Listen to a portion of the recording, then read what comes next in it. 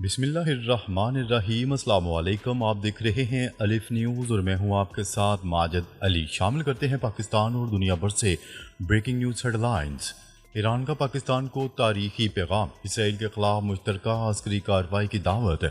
Tehran से एक बड़ी खबर सामने आई है। ईरान के सुप्रीम लीडर आयतुल्लाह खामनाई ने पाकिस्तान को पैगाम देते हुए कहा है कि वक्त आ चुका है कि पाकिस्तान और ईरान मिलकर इसराइल की गजा में की गई बर्बरियत को रोकें। आयतुल्लाह खामनाई का कहना था कि इसराइल ने गजा में जो तबाही मचाई है, अब इसके खिलाफ सिर्फ मजम्मत काफ़ी नहीं बल्कि अमली इकदामात और अस्करी कार्रवाई की ज़रूरत है। उन्होंने वाज़ह किया है कि पाकिस्तान और ईरान दोनों इसराइल को तस्लीम नहीं करते और अगर दोनों ममालिक मुत्हिद हो जाएं तो इसराइल की पेशकदमी को रोका जा सकता है। ज़राए के मुताबिक ईरान ने पाकिस्तान को इसराइल के खिलाफ मुश्तरका अस्करी एक्शन की दावत दी है। आयतुल्लाह खामनाई ने कहा कि ये वक्त फैसला कुन है। अगर अब फ़लस्तीन को ना रोका गया तो गजा मुकम्मल तौर पर तबाह हो जाएगा। पाकिस्तान ने हालिया दिनों में भारत के साथ झड़प में भरपूर दफा किया, राफेल तैयारे मार गिराए।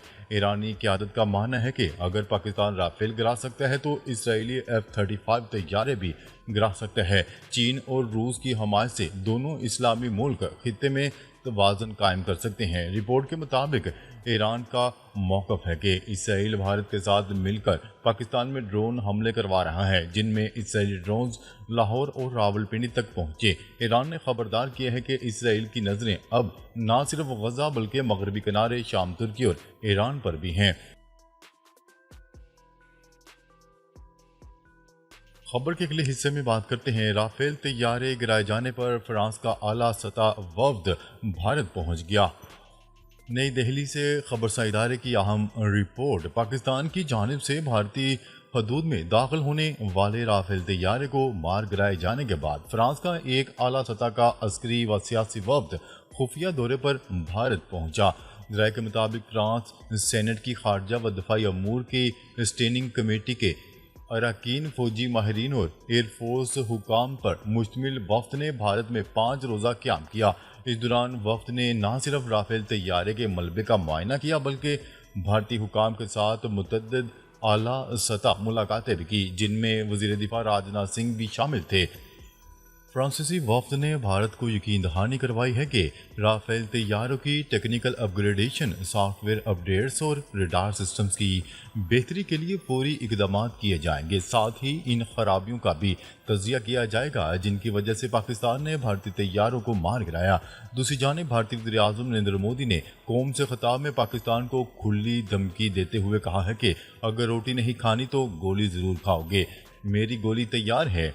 माहिरीन के मुताबिक भारत को इस वाक़े के बाद शदीद सफारती और अस्करी दबाव का सामना है और यही वजह है कि फ्रांस, इसराइल और भारत के दरमियान राफेल तैयारों के दफाई निज़ाम में तब्दीली की कोशिशें की जा रही हैं। दफाई माहिरीन का कहना है कि अगर अगली बार ऐसा वाक़या पेश आया तो न सिर्फ भारत के लिए मसला होगा बल्कि फ्रांस के राफेल तैयारों की मार्केट भी शदीद मुतासर हो सकती है।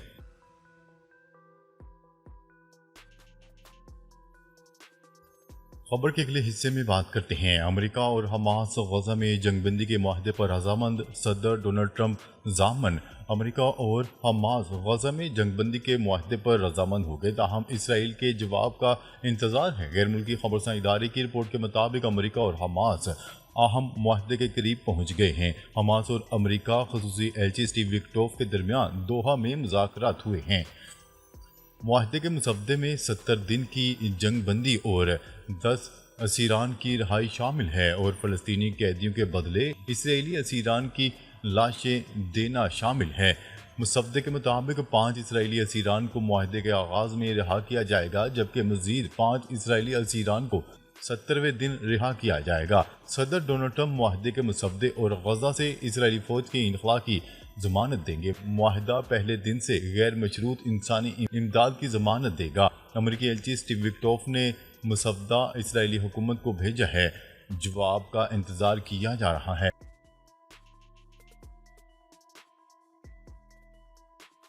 خبر کے اگلے حصے میں بات کرتے ہیں اسرائیلی اہلکار نے حماس کی جنگ بندی کی تجویز کو مسترد کر دیا۔ خبرساں ادارے روئٹرز نے ایک اسرائیلی اہلکار کا حوالہ دیتے ہوئے کہا ہے کہ حماس کی جانب سے جنگ بندی کی تازہ ترین تجویز کو اسرائیل نے مسترد کر دیا ہے۔ اہلکار نے نام ظاہر نہ کرنے کی شرط پر خبرساں ایجنسی کو بتایا کہ کوئی بھی ذمہ دار حکومت اس طرح کے معاہدے کو قبول نہیں کر سکتی، اور حماس کے اس دعوے کو مسترد کر دیا گیا ہے کہ معاہدہ وکٹوف کے تجویز کردہ معاہدے سے مماثل ہے۔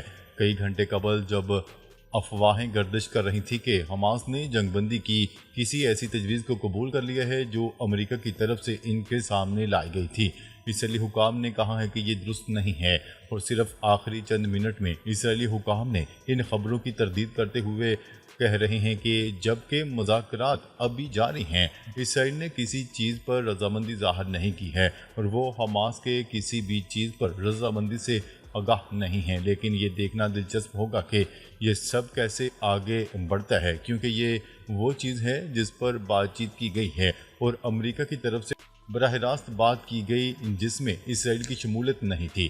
امریکہ اور حماس غزہ میں جنگ بندی کے معاہدے پر رضامند ہو گئے، تاہم اسرائیل کے جواب کا انتظار ہے۔ غیر ملکی خبرساں ایجنسی کی رپورٹ کے مطابق امریکہ اور حماس اہم معاہدے کے قریب پہنچ چکے ہیں۔ حماس اور امریکی خصوصی ایلچی اسٹیو وکٹوف کے درمیان دوحہ میں مذاکرات ہوئے ہیں۔ خبر کے اگلے حصے میں بات کرتے ہیں۔ ایران نے امریکہ کو صاف انکار کر دیا۔ ایران نے یورینیم افزودگی معطل کرنے سے صاف انکار کر دیا۔ غیر ملکی خبرساں ادارے کی رپورٹ کے مطابق ایرانی وزارت خارجہ نے دو ٹوک الفاظ میں کہا ہے کہ افزودگی روکنے کے بدلے امریکہ سے جوہری معاہدہ قبول نہیں۔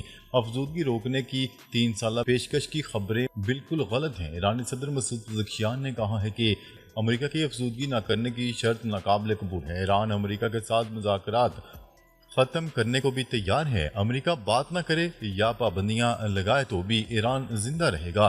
تہران اور واشنگٹن کے درمیان 5ویں دور کے بعد چھٹے جوہری مذاکرات کا انتظار ہے۔ ایران اور امریکہ کے درمیان جوہری مذاکرات کا 5واں دور اٹلی کے شہر روم میں ہوا، جس میں ایران کی 60% یورینیم افزودگی پر امریکہ نے سخت رد عمل دیا۔ امریکہ نے ایران سے تمام یورینیم افزودگی ختم کرنے کا مطالبہ کیا ہے، اور وزیر خارجہ نے واضح کیا ہے کہ ایران کو جوہری ہتھیار بنانے سے روکنا اولین ترجیح ہے۔ ایران نے یورینیم افزودگی کو قومی خود مختاری کا مسئلہ قرار دے دیا۔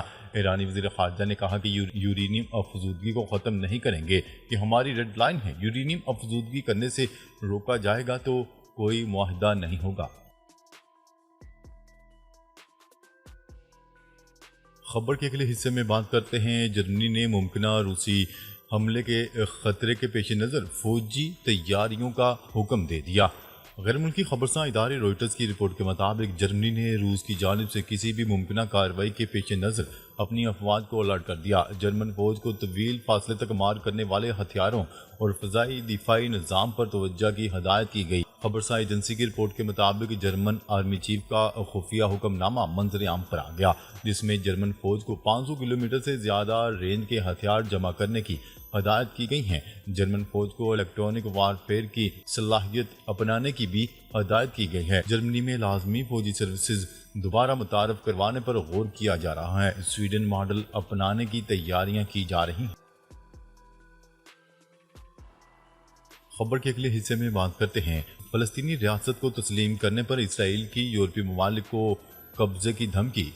اسرائیلی حکومت کے وزراء نے بڑے یورپی ممالک کو خبردار کیا ہے کہ فلسطینی ریاست کو یک طرفہ طور پر تسلیم کرنے سے اسرائیل بھی یک طرفہ اقدامات اٹھا سکتا ہے۔ ان اقدامات میں مغربی کنارے کے کچھ حصوں کا الحاق بھی شامل ہے۔ اسرائیلی اسٹریٹجک امور کے وزیر نے فرانسیسی وزیر خارجہ اور برطانوی وزیر خارجہ کو خبردار کیا ہے کہ اسرائیل فلسطینی ریاست کو تسلیم کرنے کے جواب میں مغربی کنارے کے علاقوں کو ضم کر سکتا ہے اور غیر مجاز بستیوں کو قانونی حیثیت دے سکتا ہے۔ اسرائیلی وزیر خارجہ نے برطانیہ اور فرانس اور دیگر ممالک کے اپنے ہم منصبوں کو ایک ایسا ہی پیغام بھیجا ہے، جس میں خبردار کیا گیا ہے کہ اسرائیل کے خلاف کسی بھی اقدامات کا مقابلہ اسرائیلی اقدامات سے کیا جائے گا۔ ان اقدامات میں مغربی کنارے کی بستیوں اور وادی اردن کے کچھ حصوں پر خود مختاری کا اطلاق کرنا بھی شامل ہے۔ خبر کے اگلے حصے میں بات کرتے ہیں۔ غزہ میں اسرائیلی بمباری کا سلسلہ تھم نہ سکا۔ عرب میڈیا کی رپورٹ کے مطابق حملوں میں مزید 81 فلسطینی شہید ہو گئے، جن میں خواتین اور بچے شامل ہیں۔ عرب میڈیا کے مطابق غزہ سٹی میں ایک اسکول پر بمباری کے نتیجے میں 33 افراد جاں بحق ہو گئے، جن میں اکثریت بچوں کی تھی۔